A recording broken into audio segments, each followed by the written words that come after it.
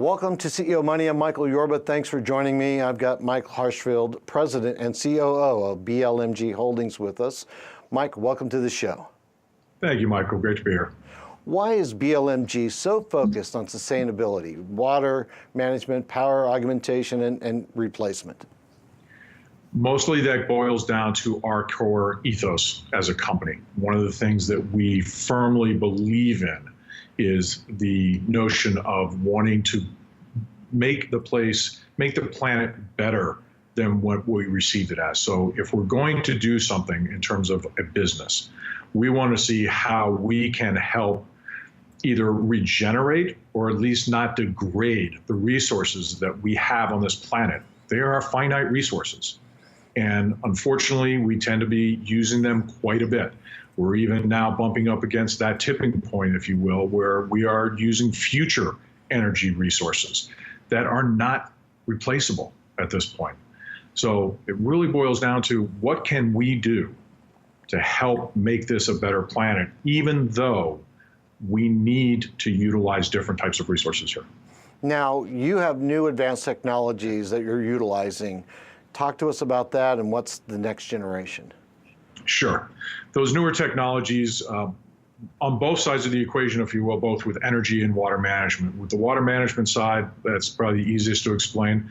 We've actually figured out a three-part system to help clean and cleanse the water so that we can not only recapture and reuse that water, but reuse it responsibly. If you're going to reuse water, you need to clean out what's in that water from the time that you have it, whether that's, cleaning chemicals because somebody had that in there, whether, whatever it may be. I mean, typically it's cleaning chemicals that you see a lot going down in drains. If you take it to the agricultural side, many agriculturals do what's called a drain to waste, where they don't even recapture that water. And which then goes into the water tables, which then forces municipalities and everybody else to have to do this filtration work. We try to do the filtration work directly on site, so you don't have to worry about it. When we talk about the energy, we are talking about using predominantly renewable powers and, as much as we can, carbon neutral type of technologies. Now, that's something a little bit different for most people. There's not a whole lot of carbon neutral technologies out there, one of which is solar. Another one is typically geothermal, although the argument could be running the pumps. It may not be as necessary. You typically are using carbon-based fuels. However, there is one element that we have that is very different from everybody else, and that is the ability to generate on a localized basis hydrogen gas, which can then be used to power and produce additional power for the facility. Now, that's what we're talking about today. Moving forward, scaling up those to absolutely blow it out and to allow people to be 100% off grid, which brings in the whole idea of real estate and everything else, but that different topic. That brings me into the entities that these technologies are broken down into and support. Walk me through that.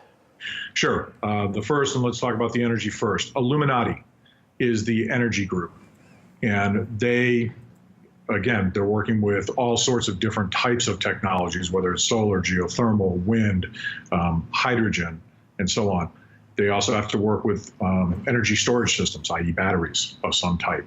And in some cases, you may have to incorporate some type of carbon-based fuel systems, whether that be for a backup in a microgrid or a micro-islanding type application.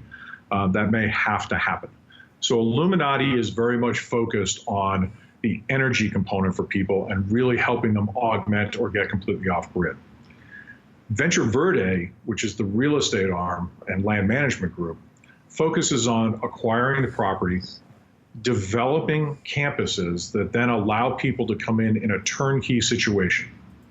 It allows them to have everything that they need right there. All they have to do is figure out inside whatever the box they're going to go into, meaning a building or two or multiple buildings, what they want inside the buildings.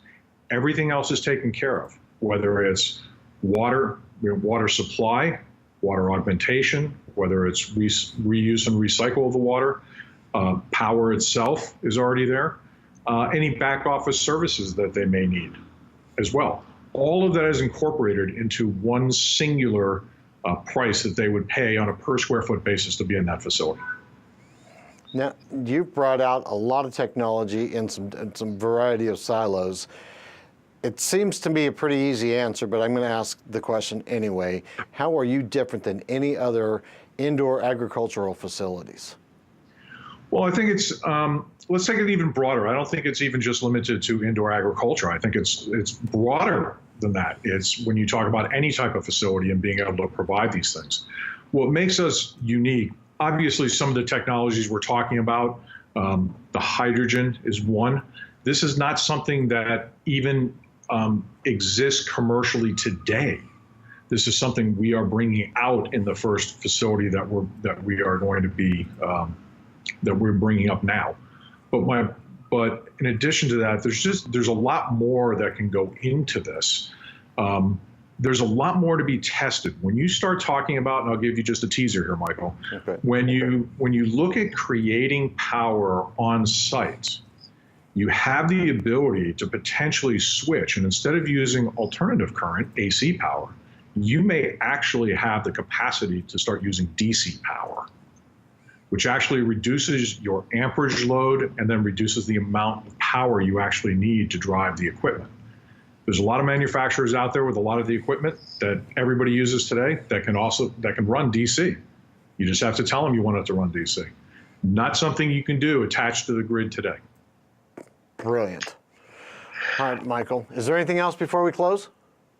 No, I think the bottom line is really understanding who Alluminati, Venture Verde is, and how this is going to play out, I think is going to be phenomenal as we move forward. I think the opportunities are limitless in what we can do. And I think the one thing I would ask that you might just keep an eye on is keep an eye on the amount of innovation that we are doing. We're not your typical corporation or company that comes out and says, great, we're going to put in some technology and then they rest on their laurels for the next 10 years. We are going to be constantly innovating and constantly pushing the realm of what is possible and how do we do that, even if it means sacrificing a little bit of profit here and there. Where it's not just about profit. It's about innovation. It's about sustainability, and it's about bettering where we're at. That's what I wanted to hear. All right, thanks for being on the show, Mike. Thank you, Michael. Have a great day. My pleasure. You've been watching CEO Money with Michael Yorba. Don't forget, like us on Facebook, follow us on Twitter, and subscribe to our YouTube channel.